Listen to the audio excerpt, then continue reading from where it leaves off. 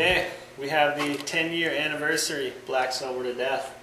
This board was the very first snowboard that we ever made, and 10 years later this is the only board, the entire line, that's still in the collection. However, I have to say that the only thing that's really the same is the name and the graphic concept, because over the last 10 years the board technology, components, shaping, everything like that has changed a lot. For 2010, these are brand new shapes, brand new molds, completely redesigned from anything we've had before. We've kind of retained the overall idea of the board, which was, I wanted this utilitarian board that could really do everything. It could ride POW, it could drop cliffs, it could ride the park, it could ride the pipe, it could kind of do whatever you wanted it to. And so now that cambers and shaping have evolved a bit over the last couple of years, we decided it was time to mix it up. So in general, we've retained the kind of classic Black Death tip and tail shaping, the look of the board, and retained the general side cut aspect of the board, which has been a progressive side cut where the board accelerates through the turn. For this year, we've kept camber in between the feet, so from outside both insert packs there is camber. So when you're engaging in a turn, you can load and unload the camber and accelerate in and out of the turn.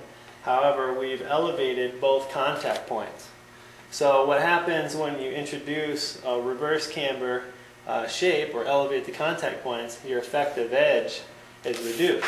And when you reduce the effective edge, you have the potential to lose control. And so on this side cut, we've put a reverse side cut arc.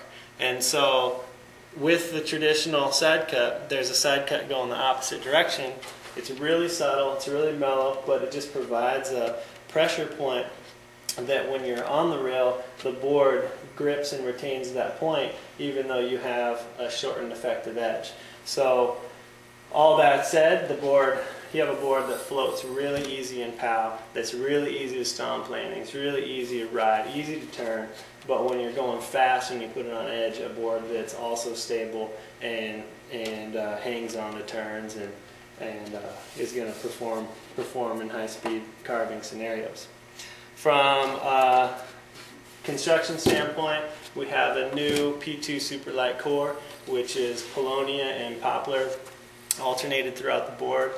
You still have all the energy and pop that you're used to, but this board's 20% lighter than it has been in previous years because of this core. You have a biax, triax glass scenario with basalt stringers that go from the contact points just to the inside of the insert, so there's V's on both the tip and tail. And again, that works in conjunction with the camber coming like this, and then the tip and tail being elevated. These stringers help retain that power and that pop that you want, given that you're working with, reverse camber flat kick shape. There's an epoxy resin system that we use too, we've developed from the marine industry, that's also lighter and has a lot more energy and reaction than the typical polyurethane resins that a lot of people use. The flex rating, it's a little bit stiffer. It's about a 7 out of 10. That way it minimizes chatter and retains control. But again, anytime your tip and tails or contact points are elevated, the board's going to feel forgiving and be really easy to ride. Price is $549. Metallic, beautiful PLT top sheet.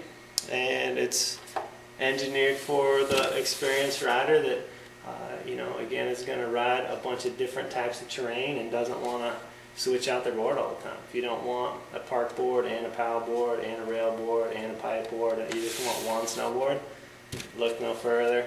This is the one. 10-year anniversary Black Snowboard to Death. Check it out.